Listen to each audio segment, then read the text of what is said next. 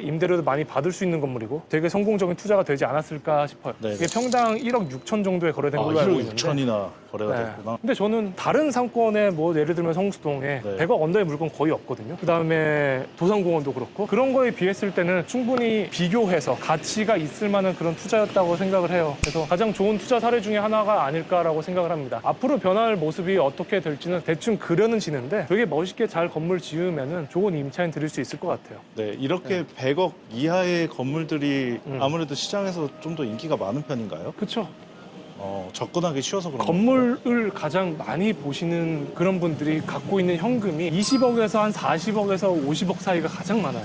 근데 요새는 뭐 대출도 잘 안 된다 그러고 임대료에 대한 이슈도 있고 그러다 보니까 예전에는 막 30억 갖고 계셨던 분들이 막 100억 이상짜리도 보기로 했는데 최근에는 30억에서 50억 갖고 계신 분들이 네. 보통은 한 100억 안쪽까지 보는 그런 사례들이 많아요. 근데 네. 주요 상권은 사고 싶고 그러니까 주요 상권이라고 하면은 뭐 네. 정해져 있죠. 그 동네는 들어가고 싶고 돈은 그렇게 많지는 않고 대출은 잘 안 나오고 하다 보니까 가장 좋아하는 금액대가 사실 70억에서 한 100억 정도이지 않을까. 그거에 부합했던 물건이 저거예요. 그리고 규모 자체도 엄청 큰 건물들이 없어서 100억 내외이거나 할 것 같아요. 네. 그리고 이쪽으로 올라가면은 사실 이태원 쪽으로 빠지는 길이고 그리고 이 건물 같은 경우에는 합덕 슈퍼라 해서 슈퍼 사장님이 주인이신데 엄청 오래돼 네, 보이네요. 엄청 오랫동안 장사를 하셨고 네. 지금도 장사를 하고 계시는 걸로 알고 있어요. 그 소유주신 건가요? 네, 소유주이신 걸로 알고 있고 지금은 뭐 명도도 안 된다 하시고 매각은 하는데 이만큼 협조를 잘 안 해줘서 많은 중개인분들이 거래는 하고 싶지만 쉽지 않은 그런 건물이고 이 합덕 슈퍼 건물 받고 일로 네. 가면은 여기도 네. 거의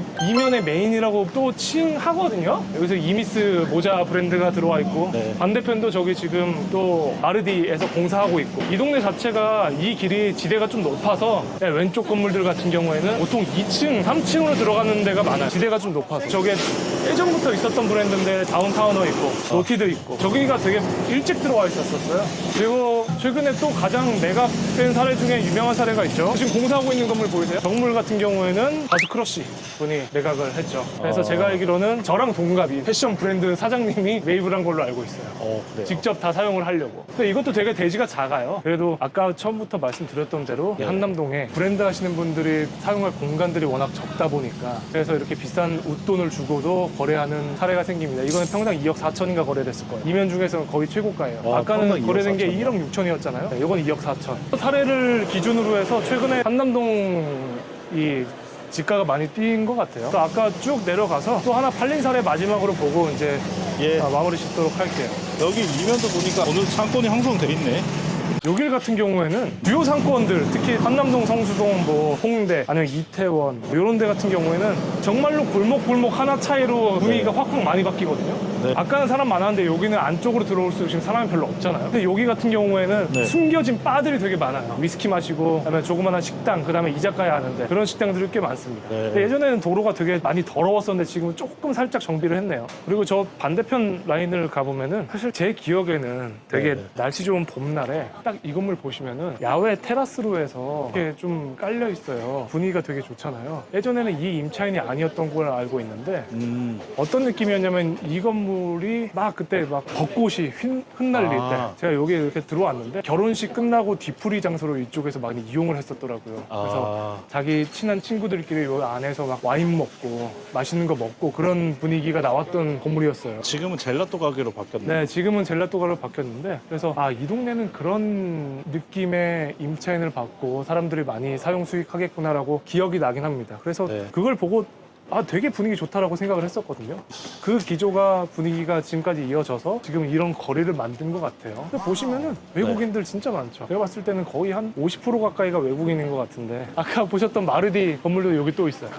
여기 사거리에서 이 왼쪽 편으로 가면은 네. 저기 그 멜팅 커피라고 있거든요. 이 동네에서 굉장히 유명한 그런 카페인데 네. 밖에 보시면 벌써부터 저렇게 앉아 있잖아요. 14년도부터 있었던 집이네요. 그래서 되게 유명한 커피숍 네. 이라고 보시면 될 것 같아요. 그리고 좀 밑으로 내려가면은 사실 한남동 이 안쪽 상권을 들어오는 입구가 두 개가 있어요. 아까 네. 저희가 내려왔던 그 길, 그리고 이쪽 밑으로 내려가면은 나인원 정문에서 뒤쪽으로 들어오는 길이 있거든요. 네. 거기는 지금 무신사에서 되게 큰 부지가 있는데 거기를 무슨 노인들을 위한 그런 오피스텔? 뭐 그런 형식으로 뭐 짓겠다라고 지금 계획이 있는데 아직 정확하지는 않습니다. 지금 주차장으로 쓰고 있는 걸로 알고 있어요. 어쨌든 지금은 주택도 중간중간에 많이 있어서 상권이 확장되는 것처럼 보이고 있는데 대표님도 앞으로 계속 상권이 확장될 거라고 생각하시나요? 네, 충분히 그럴 거라고 보는데 가장 네. 중요한 거는 건물을 고를 때 그리고 살 때 입지가 사실 가장 중요하다고 얘기하잖아요. 근데 상권이 퍼질 수 있을 만한 그런 입지나 위치에 사는 게 가장 중요하거든요. 근데 보시면 최근에 팔린 게 이거예요. 최근에 네네. 95억에 결국에는 이 단기 차익으로 해서 83억인가 82억에 샀다가 95억에 마무리가 된 건물인데 네. 보시면은 아까 말씀드렸던 이 부지가 그렇게 큰 복합 문화 공간처럼 해서 아. 들어온다라고 해요. 무신사에서 갖고 있는 걸로 알고 있는데. 와, 생각보다 규모가 네. 엄청나네요. 네. 근데 이 길이 보면은 되게 옆으로 해서 되게 짧아요. 코너이긴 해도. 이쪽으로 뻗치는 상권이 안쪽에는 있기는 합니다. 중간에 아파트 때문에 단절돼 있긴 해도. 네네. 근데 이 건물 같은 경우에는 입지도 좋고 되게 좋지만은 상권들이 뻗쳐나갈 수 있는 그런 제한적인 게 있어요. 중간에 뭐 빌라들도 많고 그래서 보통 이쪽으로 들어가지는 않고 사실 많이 내려옵니다. 그래도 이 건물이 네. 신축되면 어쨌든 여기 옆에 있는 이 건물한테도 호재는 호재네요. 네, 호재긴 호재일 것 같아요. 도로 사정도 넓어지고. 다만 네네. 이 금액에 이 정도의 평당가가 맞냐라고 판단했을 때는 네. 저는 살짝 미스라고 봤어요. 아. 그 이유 중에 하나는 아까도 말씀드렸지만은 들어오는 건 아까 위쪽으로 많이 들어오지만은 나가는 길이에요. 이 동네를 이용하시는 분들이 저기서 네. 용인이나 네네. 경기도에서 빨간 버스를 타러 이쪽으로 내려가요. 그러니까 좀 흘러가는 그런 입구나 출구 네. 같은 역할의 길목이죠. 그러니까 네네네. 상권이 많이 형성되기에는 주변의 건물 상황, 도로폭, 길의 상황, 주변의 건물들을 봤을 때는 조금 제한적이다. 제가 언뜻 보기에는 여기가 평당 얼마고 얼마인지 사실 밸류맵만 봐서는 쉽게 감이 안 오고 네. 현장을 와서 보더라도 위치마다 평당가가 전혀 다른 것 같아서 이런 거를 자세하게 상담 받으려면